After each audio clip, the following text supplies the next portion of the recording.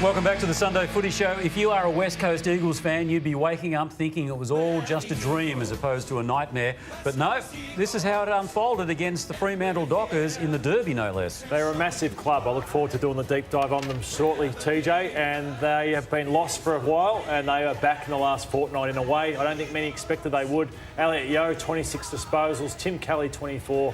Duggan, 22. Harley Reid was sensational. And we get to the man of the moment, West Coast Eagles' best player and one of the best 20 players, I'd say, in the competition right now, Elliot. So congratulations on your form. And I want to ask you what it's like for you waking up on a Sunday morning, over the last couple of weeks compared to what it's been like the last couple of years. Oh, yeah, it's good to win 2 in a row. It's been a long time since we've done that, and I guess it's just a good reward for effort, really. Felt like early in the season we were pretty close with how we wanted to move the ball, but we were just sort of getting a bit diced going back the other way, and to be honest, it's a great feeling, and it feels like it's sort of clicked a bit now. So the biggest test now would be how well we can continue to be consistent. Elliot, there's probably been no more talked about club than the West Coast Eagles the last couple of seasons for all the wrong reasons. So your form, it's been sparkling for the first 6 weeks. Tell us how you've returned to the form you're in at the moment.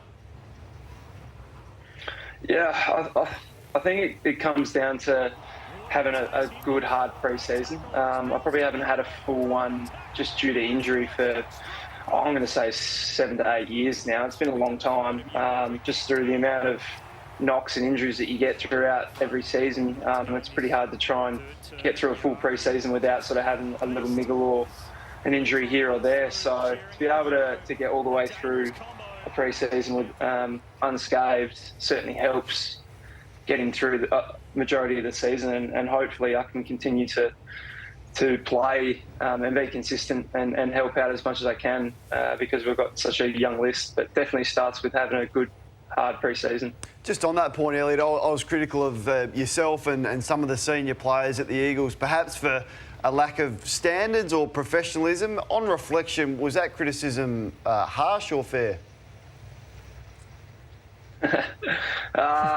Look, I mean, when you're losing games of football, you're going to open yourself up to all kinds of criticism. So, yeah, everyone's entitled to their opinion. Obviously, internally, we thought that was not the case. There's probably other things going on as well. But, and I guess it probably comes down to our injury list at the moment. It's really healthy. So to be able to have players that aren't sort of under duress a little bit and sort of rush to play, which has been mentioned plenty of times throughout the years, it certainly helps. And there's actually competitiveness for spots, which helps sort of drive success. So it's a good spot to be in at the moment, but we've got to be realistic. Freo had 2 very, very tough games before playing us, and we're on a build as well, and the biggest test for us is how well we can stay consistent with the young list.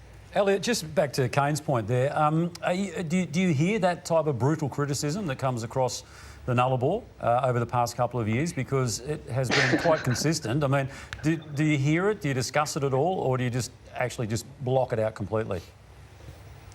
Oh, it's pretty hard not to miss. The media is pretty much everywhere these days. So, yeah, but as I said, everyone's entitled to their opinion. And I mean, when you play AFL football, you've got to be open to those opinions and those criticisms. So that's just part of the game and part of the job. So I myself just try to block it out, and the best thing that I can do is just try and play football to the best of my ability. And unfortunately, I haven't been able to do that lately. But now that things are going well, it's certainly been able to sort of help in order to try and change a fair few opinions. Elliot, you've got a teammate who turned 19 during the week. He's played 6 games of footy. The past 3 have been brilliant. I'm referring obviously to Harley Reid and the impact he had in big moments in that game last night. Can I just ask you just to tell us what it's done to you personally, and through that, the extension of what he's done to the club, the state, the rivalry, everything? The kid's bigger than Ben Hur over here. He's got a fair bit of swagger, that's for sure, and he backs it up, which is great. But just the energy that he brings with the football to the football club is just huge, and everyone feeds off that. And it's not just him; it's all the younger boys as well. They're all in. It's a good spot to be around, and especially the fact that we've had 2 wins as well on the board and that reward for effort just helps build that confidence even more. But to have a player like Harley Reid, I'm so glad we've got him, because he's got a fair bit of crap about him, and I love it. So I love lining up with him. I know what I'm going to get, and especially for what a handful of games he's played, he's almost playing like a 100, 150 game player.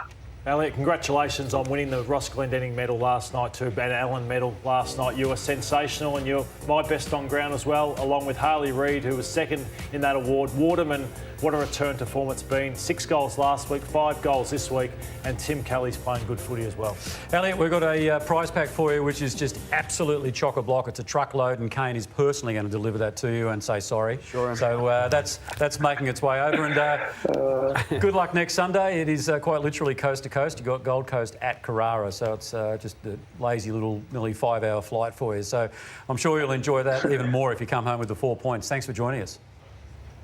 Absolutely. Thanks, guys. I appreciate it. Thank you, Elliot Yeo, joining us there from the West Coast Eagles. And we'll continue the West Coast theme after the break, because that features Lordo's Deep Dive. But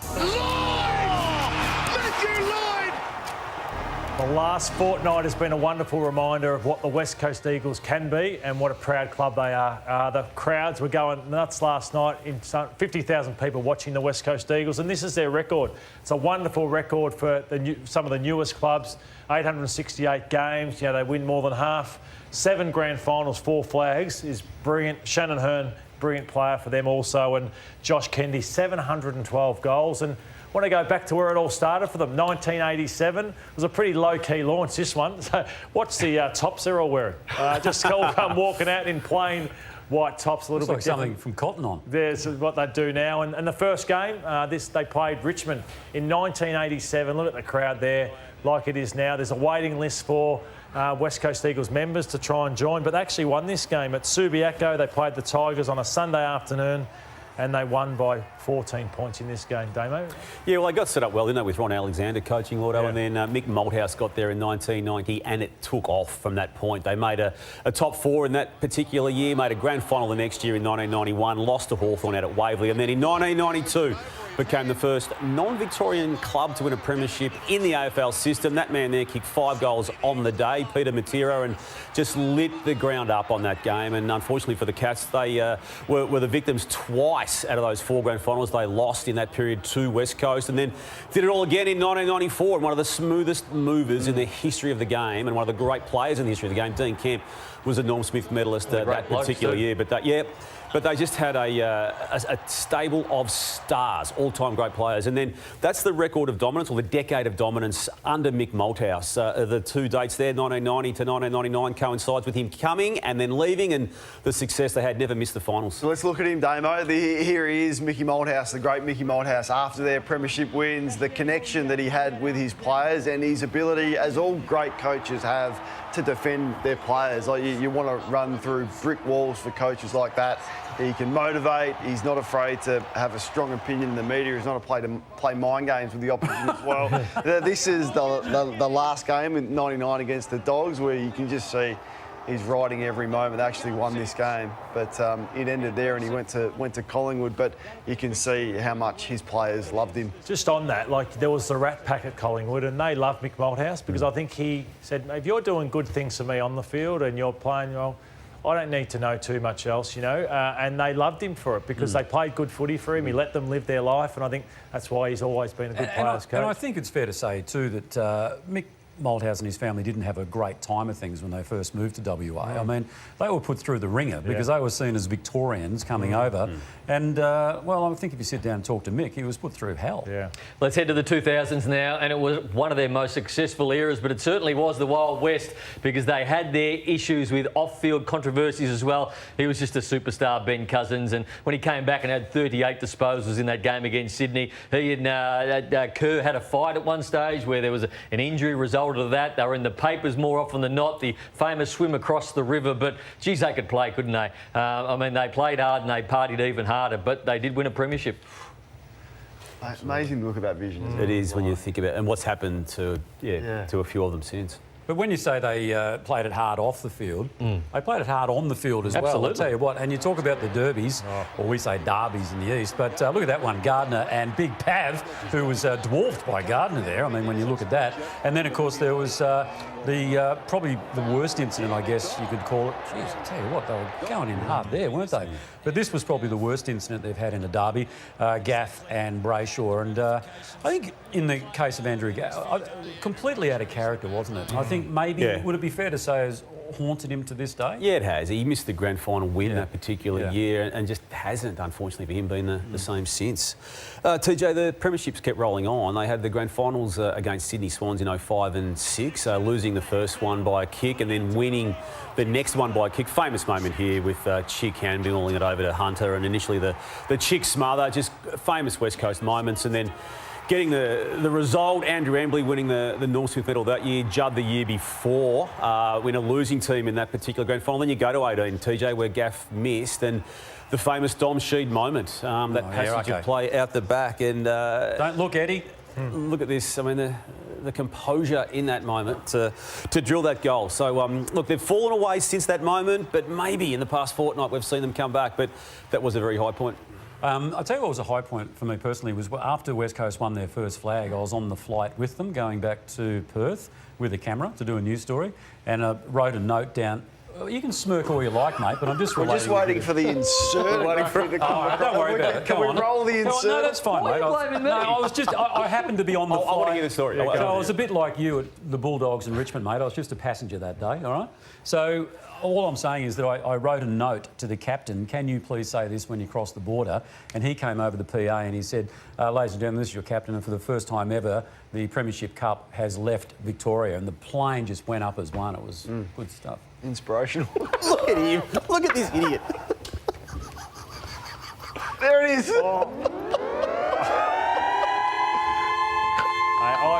I'm with our man. Oh, you liked it. No, you're not, Lordo, because when I started telling the story, you looked directly I at just him. didn't want to lose you for the rest of the show, that was all. But now...